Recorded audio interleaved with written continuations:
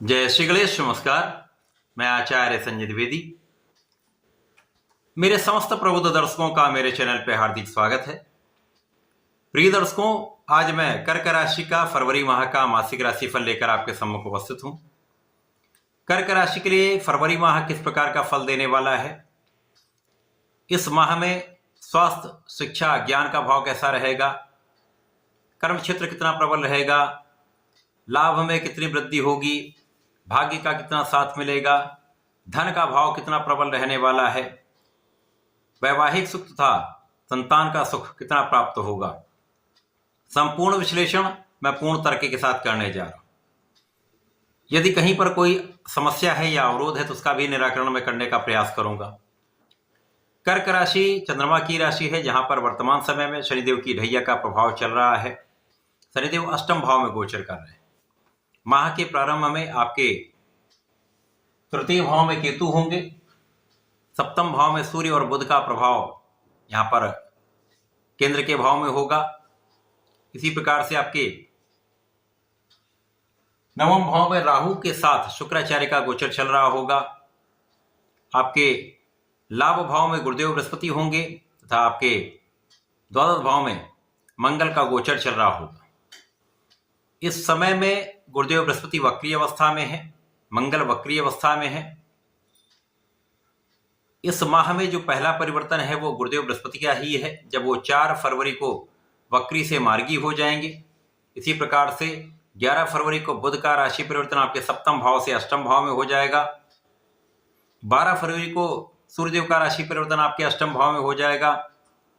इस प्रकार से अष्टम भाव में शनि, सूर्य और बुध का एक त्रिग्रही योग का निर्माण होगा। 24 फरवरी को मंगल वक्री से मार्गी हो जाएंगे तथा 27 फरवरी को पुनः बुध अपनी राशि का परिवर्तन करेंगे, आपके भाग्य भाव में पहुंच जाएंगे, जहां पर पुनः एक त्रिग्रही योग का निर्माण होने वाला है, जहां पर बुध, शुक्र और राहु होंगे। प्रिय दर्शकों, माह के प्रारंभ से ही यदि हम अवलोकन करें तो सूर्य और बुध का बुधादित्य योग आपके केंद्र के भाव सप्तम भाव में बना हुआ है, जिसकी सीधी दृष्टि का प्रभाव लग्न पर है। अर्थात इस समय लग्न अत्यंत प्रबल रहने वाली। तो शनिदेव की ढैया के कारण जो मानसिक द्वंद्व चल रहा था, जो समस्याएं चल रही थी, उनका यहाँ पर कुछ मात्रा में निराकरण अवश्य होगा। यहाँ पर आपका मानसिक बल श्रेष्ठ होगा, बुद्धि बल अच्छा रहने वाला तथा यहाँ पर आपका आत्मबल अत्यंत श्रेष्ठ रहने वाला है। यहाँ पर आपके निर्णय विवेकशील रहने वाले, आप सोच विचार कर कार्य करने वाले, निर्णयों की दृढ़ता रहने वाली, आप कर्तव्यनिष्ठ रहने वाले। प्रारंभिक समय में मंगल वक्री होकर आपके द्वादश भाव में होंगे, जो कि व्यय का भाव है, और यहाँ पर मंगल जब जाएंगे तो आपको तात्कालिक रूप से मांगलिक बना देंगे, जिसकी दृष्टि का प्रभाव भी सप्तम भाव पर होगा। अब सप्तम भाव के जो स्वामी हैं वो शनिदेव हैं, जिनका गोचर आपके अष्टम भाव में हो रहा है। तो यहाँ मंगल अपनी उच्च राशि को देखेंगे तो जीवन साथी के साथ जो समस्याएं, जो कष्ट, जो स्वास्थ्य समस्याएं चल रही थी, वहां बहुत कुछ समस्याएं कम होंगी। यद्यपि यहाँ पर पूर्ण रूप से इसका निराकरण नहीं होगा, जब तक शनिदेव राशि परिवर्तन नहीं करेंगे तब तक यहाँ पर समस्या का निराकरण नहीं होगा, परंतु कुछ मात्रा में यहाँ पर आपको लाभ अवश्य प्राप्त होगा। मतभेद कम होंगे, क्लेश कम होंगे तथा आपको कुछ मात्रा में लाभ अवश्य प्राप्त होगा। यहाँ पर परिश्रम आपका बढ़ेगा, मंगल परिश्रम बढ़ाएंगे। इसी प्रकार से मंगल ऋण बढ़ा सकते हैं, यहाँ पर कर्ज बढ़ सकता है, तो यहां आपको सावधान रहना चाहिए। यदि आवश्यक नहीं है तो उससे दूर ही रहें। इसी प्रकार से इस समय धन किसी को उधार अधिक मात्रा में ना दें, धन वापसी संभव नहीं। धन के कारण विवाद की आशंका है, व्यय के कारण समस्या हो सकती, अनावश्यक व्यय कष्ट का कारण बन सकते हैं। इस समय में जो साझेदारी का भाव है वहां पर भी कुछ क्लेश की संभावना दिखती, परंतु यहाँ सूर्य बुध का प्रबल रूप से बुधादित्य योग केंद्र का है, तो बहुत समस्याओं का निराकरण यहाँ पर हो जाए, तो साझेदारी में लाभ यहाँ पर आपको अवश्य प्राप्त होगा। अब सूर्य जो है यहाँ पर धन भाव के स्वामी होकर लग्न को देख रहे, तो यहाँ पर धन की निरंतरता आपको प्राप्त होगी। जो धन आपका बच नहीं रहा था, धन यहाँ पर बचने लगेगा, आप उसका सही इन्वेस्टमेंट कर पाएंगे, सही दिशा में उसका उपयोग कर पाएंगे। अब यहाँ पर कुछ व्यय आपके जीवन साथी के स्वास्थ्य पर भी हो सकता है, क्योंकि जीवन साथी के स्वास्थ्य में भी समस्या है जिसके कारण कुछ कष्ट हो सकता है तथा वह होने वाला है। यात्राओं को सोच विचार कर करें, क्योंकि यात्राएं कष्टकारी हो सकती हैं। अत्यधिक यात्राएं आपके लिए समस्याग्रस्त आपको कर सकती हैं। परंतु यहाँ पर जो सूर्य बुध हैं वो आपको सपोर्ट कर रहे हैं, आपको बलवान बना रहे हैं। इसी के साथ साथ शुक्राचार्य जो आपके भाग्य भाव में पहुंच गए, ये आपके लिए अत्यंत श्रेष्ठ प्रभाव प्रदान करने वाला है। यहाँ पर शुक्राचार्य आपके लिए लाभ भाव के स्वामी तथा आपके सुख भाव के स्वामी।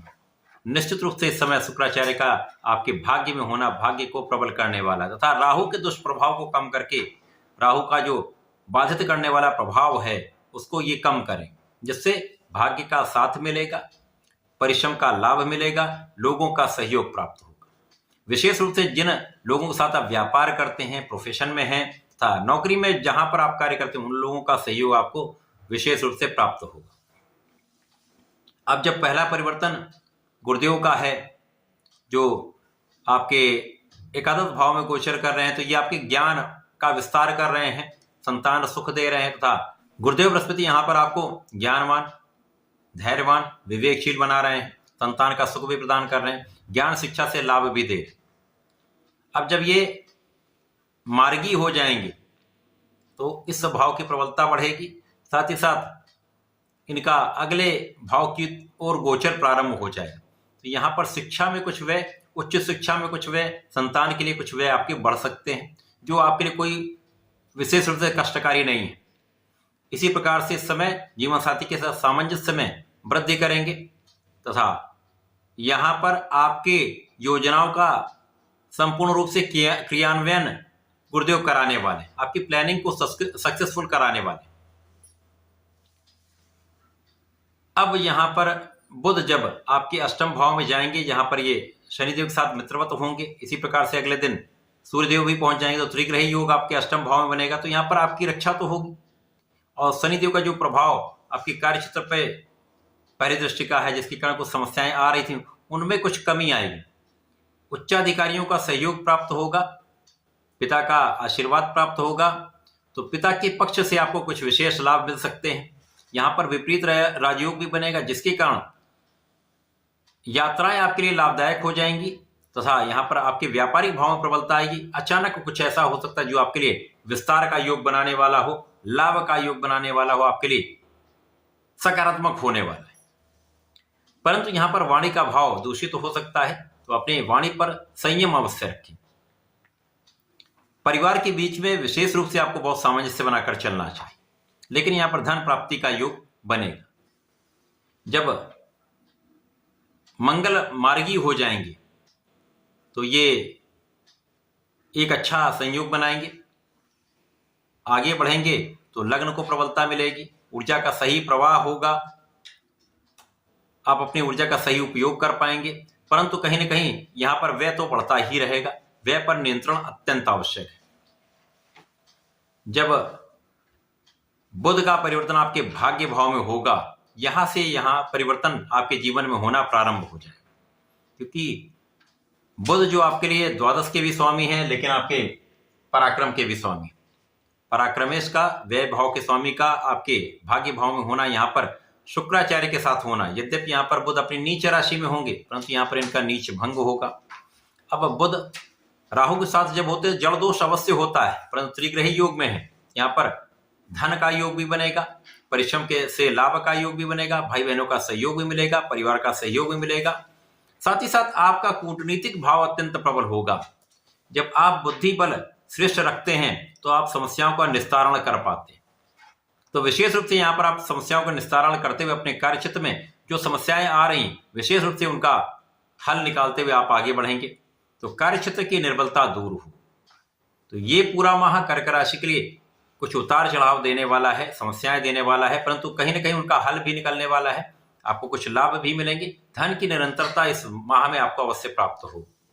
लेकिन इस पूरे समय में आपको नियमित रूप से भगवान भोलेनाथ पर जलार्चन करना चाहिए, नियमित रूप से लाल चंदन का अर्पण करना चाहिए, दूध का अर्पण करना चाहिए, तो आपके मन की समस्याएं दूर होंगी, मन भटकेगा नहीं, तो आप सही डिसीजन ले पाएंगे, सही कार्य कर पाएंगे। इसी प्रकार से प्रत्येक शनिवार को ओम प्राम प्रीम प्रोम सह शनिश्चराय नमः कम से कम 1 माला जप अवश्य करें। यदि 3 माला 7 माला करते तो विशेष लाभ मिलेगा, आपकी समस्याओं का निस्तारण हो जाएगा, लाभ की वृद्धि हो जाएगी। तो ऐसा करके इसका लाभ लें। धन्यवाद, नमस्कार।